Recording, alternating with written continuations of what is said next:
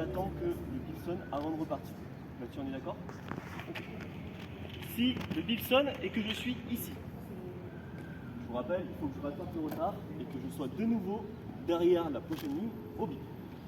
On est d'accord?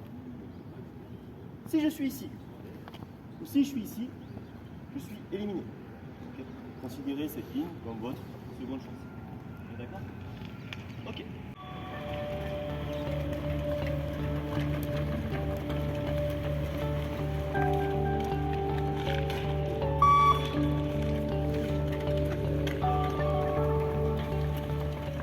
Le conseiller en recrutement encourage le candidat à se préparer à cette journée d'évaluation, enfin ces 2 journées puisque c'est 48 heures, mais il peut arriver qu'effectivement le candidat n'a pas bien préparé la chose.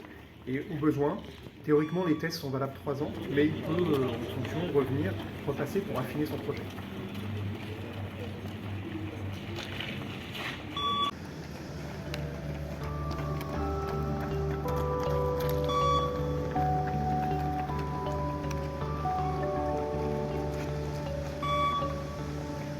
Palier 9.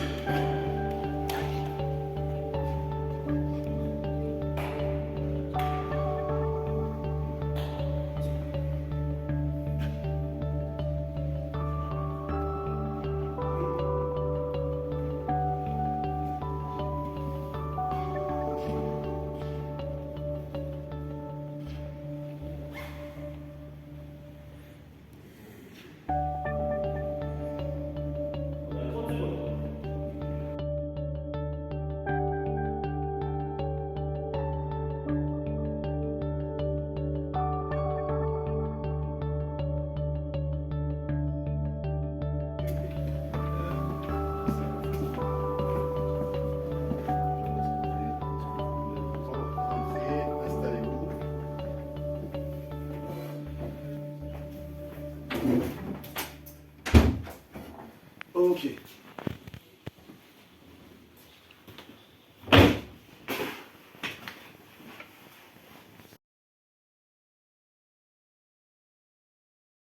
Les jeunes viennent de finir les tests, les entretiens. Qu'est-ce qui se passe pour eux désormais?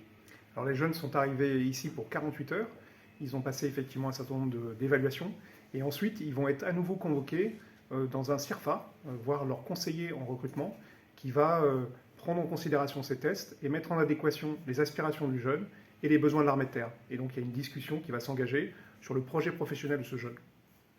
Il faut voir que nos conseillers en recrutement, c'est vraiment la porte d'entrée pour un jeune qui cherche à s'engager dans l'institution militaire.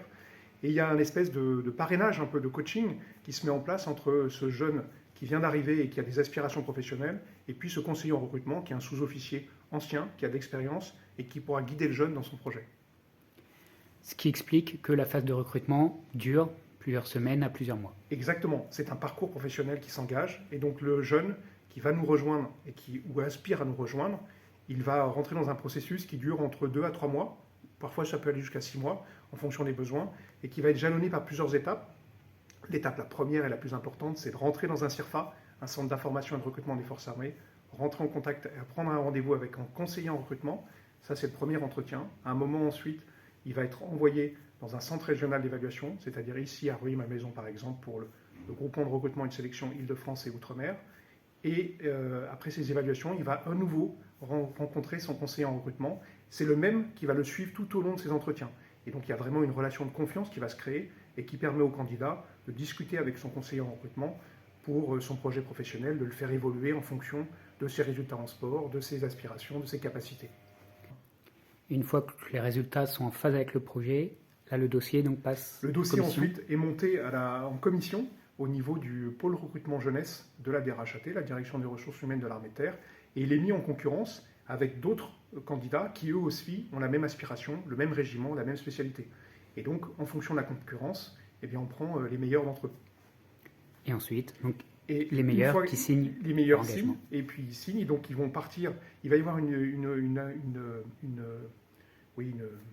phase quand même importante, à la fois pour le candidat et ses familles. C'est une signature emblématique qui permettra officiellement de faire signer ce jeune devant ses parents et de s'engager devant l'institution militaire. Et donc il y aura un contrat signé. Et à partir du moment où il a signé, il aura un ordre de transport, son premier, et qui va l'envoyer ensuite dans son régiment pour partir en formation, une formation initiale qui va lui donner les bases du métier militaire.